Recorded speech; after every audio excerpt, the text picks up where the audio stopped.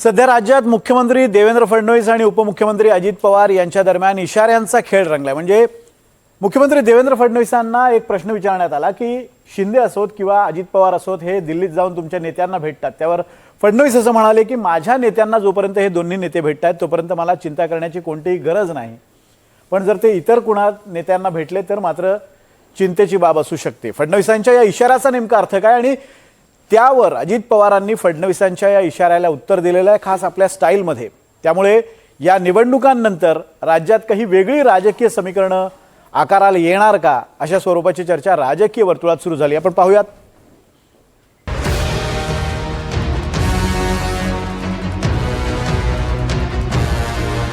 पुणे महापालिका निवडणुकीत अजित पवार सुसाट सुटलेत।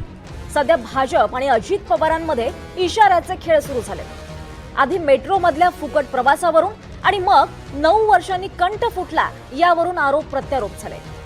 आता आमचे महेश दादा जरा वैतागले होते, कारण निवडणुका आल्या की अनेकांना कंठ फुटतो, अनेक लोक काही काही बोलत असतात। 9 वर्षांनी निवडणूक लागली ना बाबा, मध्ये निवडणूकच लागली नाही तर कंठ कसा फुटेल, आणि कंठ फुटून ती वाया जाईल ना। जसजसा हा सामना पुढे गेला तसा तो आणखी रंगला।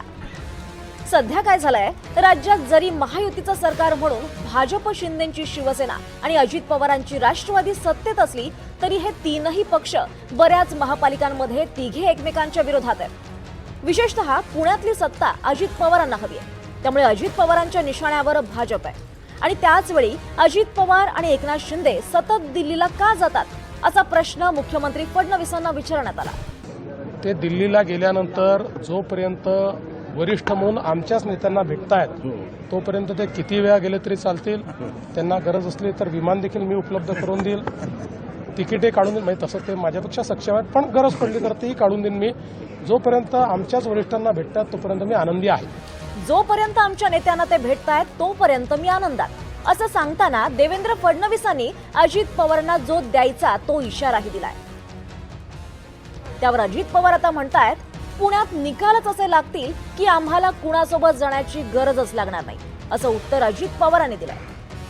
अहो, तुम्ही तो विचारच का करता, आम्हाला कोणाची गरजच भासणार नाही। ज्या पद्धतीनं लोकांनी ही निवडणूक मनावर घेतली त्याच्यामध्ये आम्हाला बहुमत मिळणार। अरे बाबा, मी सांगतो थेट काय उत्तर दिलं नाही मला। अशी पुणेकर आणि पिंपरी चिंचवडकर आम्हा युतीला असा त्या ठिकाणी रिझल्ट देतील की आम्हाला कुणाबरोबर जाण्याची वेळ येणार नाही। मुख्यमंत्र्यांचं आणि यांचं काय आहे याच्या भानगडीत तुम्ही पडू नका, आणि आम्ही खंबीर आहोत। आम्हाला कोणी धमक्या देऊ शकत नाही आणि आम्ही कोणत्याही धमक्याला घाबरत सुद्धा नाही। सत्ताधाऱ्यांमध्ये सुरू झालेल्या या इशाऱ्यांच्या खेळात विरोधकांनी मीठ चोळायचं काम केलंय। बघा, मी मगाशी म्हणालो ना, हे ब्लॅकमेल, एकमेकांना ब्लॅकमेल करण्याचे धंदे सुरू आहे, ब्लॅकमेल करायचे उद्योग सुरू आहे। हे सरकारसुद्धा ब्लॅकमेल करण्यातूनच आलेलं आहे, म्हणजे हरामातून आलेलं आहे, आणि अजूनही सरकार टिकवण्यासाठी ब्लॅकमेलचेच प्रयोग सुरू आहेत। फडणवीस साहेबांना सध्या ज्या ठिकाणी आहेत देवेंद्रजी, तो असं म्हणतात की उद्या दिल्ली अभी उनके लिए दूर नहीं है। मग इशारेच काय देता, इशारों में क्यों करते हो? तुम्ही एकत्र सत्तेमध्ये आहे, तुम्ही द्या ना दणका। हे अजिबात खपवून घेणार नाही ना, उद्या वाट दाखवेल। तुम्ही दिल्लीत जा, तक्रार दिल्लीत करा, मार्ग दुसरा निवडला तर मग तुम्हाला भाग पडेल, दुसरा रस्ता दाखवा लागेल। हे सगळं काही हे नाही आहे, मी सांगितलं ना, मी मारल्यासारखं करतो, तू रडल्यासारखं कर। या सगळ्यात अजित पवारांबद्दल मुख्यमंत्र्यांनी दिलेला आणखी एक इशारा महत्वाचा आहे, तो म्हणजे 15 तारखेनंतर अजित पवार बोलणार नाही। अजितदादा बोलतात, माझं काम बोलतं, अजितदादा बोलतात।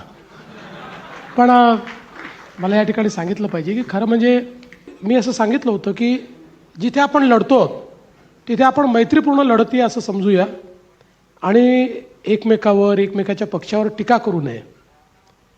मी आतापर्यंत तो संयम पाहिलाय, त्यांचा संयम थोडा ढळलाय, कदाचित निवडणुकीतली परिस्थिती पाहून दादांचा संयम जरा थोडासा कमी झालेला मला वाटतोय, त्यामुळे ते बोलतायत, पण 15 तारखेनंतर नाही बोलणार. 15 तारखेनंतर अजित पवार बोलणार नाहीत म्हणजे नेमकं काय ठरलंय हे कळायला आता काही तास शिल्लक आहेत. Bureau report, NDTV Marathi, Mumbai.